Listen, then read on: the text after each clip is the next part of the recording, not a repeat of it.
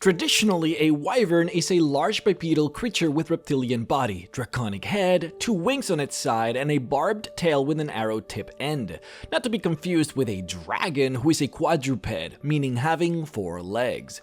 A wyvern has wings instead of the front legs that dragons typically possess. This is why the dragons of Skyrim and the dragons of Game of Thrones are considered to be technically wyverns and not real dragons, because they have no hands. In Dungeons & Dragons, they follow this very classic descriptor, even to the T of considering them draconic monsters. They're not considered true dragons, however, because they do not possess many of the legendary powers of their cousins, and their intellect is also particularly low. But their appearance still sends ripples of alarm through the borderlands of civilization.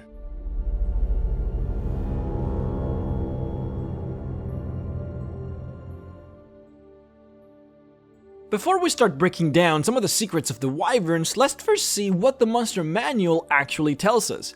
We're told here that their tail is equipped with its most potent weapon, a poison stinger whose poison can kill a creature in seconds. The poison, when injected, will burn through its victim's bloodstream, disintegrating veins and arteries on its way to the heart. The venom is often wanted by adventurers and alchemists because of its potency. They tell us that they don't fight on the ground unless forced. They always fight whilst on the air. They are aggressive and reckless, only backing down if seriously injured. The creature can be easily tricked and ambushed, however, because they are not particularly smart. Lastly, we're told that they can be tamed to be used as mounts, though it is a very difficult challenge which typically can be overcome if the wyvern is raised by the tamer from birth. And that's what we get, but there is so much more to talk about. Let's go and start with what the monster manual does not tell you about these creatures. The wyvern is defined by its sting. It is the singular most important part of its body, and most of what the creature does has something to do with this appendage. From the way the wyvern deals with its babies, to the way it socializes with others of its kind, to even the way it settles disputes. See, the poison from its sting is like a tar-looking substance, and the wyvern has the ability to spray it around, which it actually does constantly. When the wyvern charges into battle, its sting bulges and starts dripping the poisonous substance everywhere, to the point where it creates streaks of the stuff all over the battlefield. After a person is stung by the tail and injected with the poison, the substance typically overflows from the wound and spills everywhere on the floor and all over the body. Now, the poison doesn't really do much on contact, but it is extremely deadly upon getting it into your bloodstream. In fact, on previous editions, it was a save or die type of roll. If you failed the saving throw of the wyvern poison, you simply died by the poison. It didn't matter how powerful you were simply dead. This is what back in the day they considered to be a type F type of poison, the poisons that would kill you instantly without recourse. And the only other poison in this category was the purple worm poison, which also instantly killed you upon injection. These were the 2 most powerful poisons in the game. Now, like I said before, everything about the wyvern has to do with its sting and poison, and this extends farther than simply combat. See, the wyvern uses its poison to mark its territory, in a very similar way as dogs do. They will spray it around on the borders of their territory in order to ward off opposing wyverns. See, wyverns hate the smell and taste of other wyvern poisons, though I really don't want to understate how much though. To a wyvern, the smell of another wyvern's poison is cripplingly rage-inducing, and it is enough to send one into a rage. When a wyvern hunts and it kills a horse with its poison sting, it is very common to see the wyvern just leave the horse there for days before actually coming in to claim it and eat it. That's because no animal will eat the dead horse thanks to the poison that runs through its veins and coats the body, of course. Animals know that the poison is deadly. The poison also wards off other wyverns and prevents them from claiming the meal.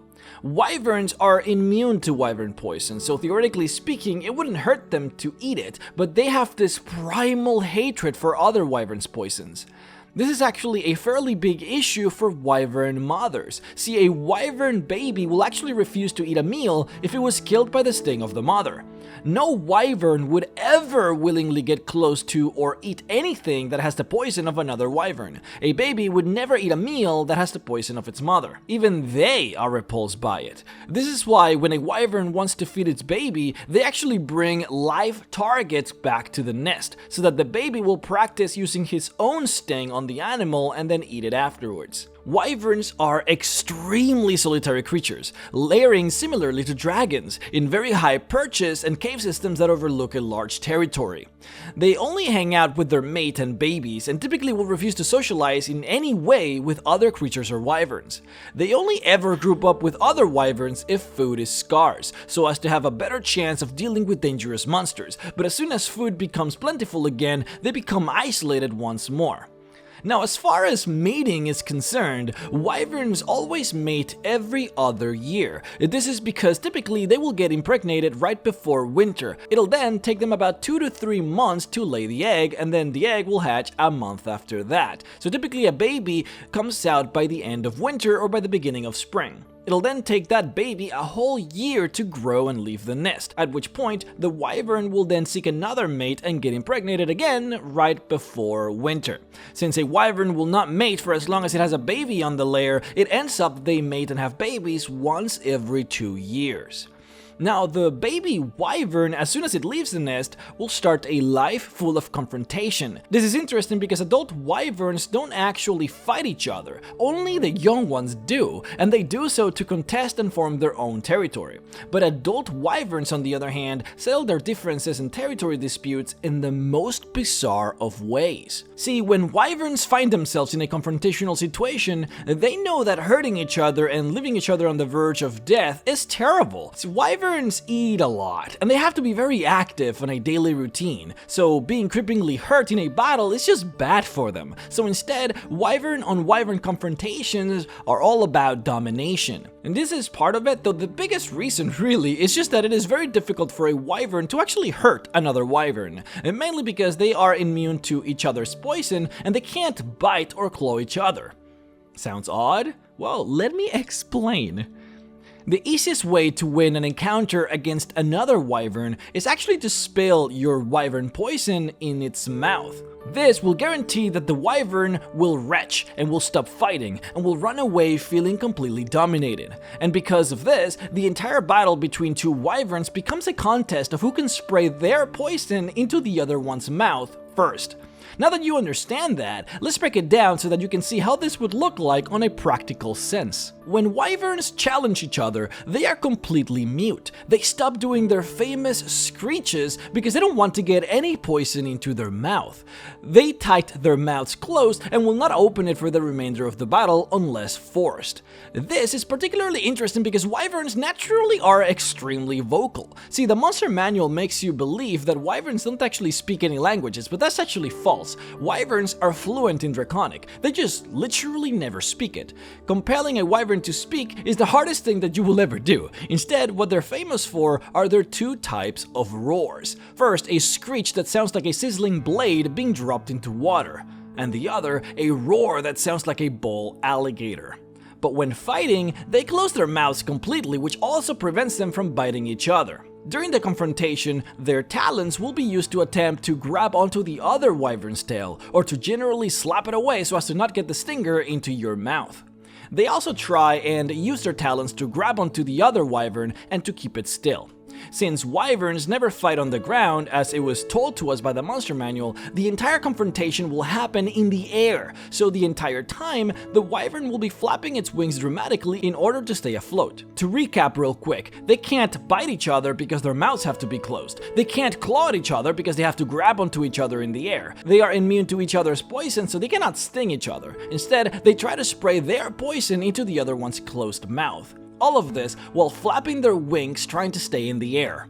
Now, in actual D&D terms, a confrontation between two wyverns looks like two chickens fighting, where all they're really doing is just slapping each other with their wings doing 0 damage. It is quite a wonder to see. When one of the wyverns somehow manages to force the other to swallow its poison, it'll have won the confrontation, and the losing wyvern will simply fly away defeated. When that happens, the winner will go around and actually spray its own poison all over the battlefield to try and completely cover the poison of the enemy. No enemy poison can remain in his territory, and the wyvern will methodically try and cover every bit of it with its own until the smell is gone. You know, this is actually very interesting because savvy lords who have keeps in the mountains and hills will actually try and tame a wyvern so as to extract its poison and spray said poison all around the perimeter of the town or castle. This actually does prevent other wyverns from getting closer, as they would try and stay far away from it. If you want to keep your town safe from wyverns, then the best wyvern repellent is literally just wyvern poison sprayed around the walls. Of course, you would need a tamed wyvern and a steady supply of its poison for this to work, since the poison does get cleaned off by rain, so you would actually need a lot of it. Captured wyverns only live for about 20 years too, so finding new ones to tame is a constant problem if this is the angle that you're looking for. Now, wyverns eat a human-sized or larger animal once a day. They have heavy appetites. They also eat these meals whole. They just swallow the whole thing in a single gulp. They, however, do not digest bone or metal. They will poop out the bones every single time, but metal becomes a lot more complicated for them and will never try and eat it because of that. So when a wyvern attacks a group full of adventurers, if it's simply looking to snatch a meal, it'll always just try and swoop and grab the one with that metal armor. Now, it is interesting that wyverns have no natural enemies. That includes humanoids. The one thing that humanoids would want from a wyvern is its poison, but the poison is better obtained by taming the creature, rather than actually hunting it. Typically, humanoids will hunt a wyvern for self-defense, so as to prevent their attacks on the town. Wyvern meat is famously foul, and there is no way to cook it in a way that makes it palatable. Other creatures will not hunt the wyvern because of this as well. Eating a wyvern is just gross, and of course extremely dangerous. Add to the fact that no one has actually found a way to cure the hide of the wyvern in order to use it for leather, so their skin is just useless, and their bones are too hollow and brittle to be used for anything. There's literally no use for hunting a wyvern other than the poison. But once again, taming the wyvern is just better, and typically you want to tame a baby wyvern, not an adult one, so adults are typically left alone with no one to hunt them.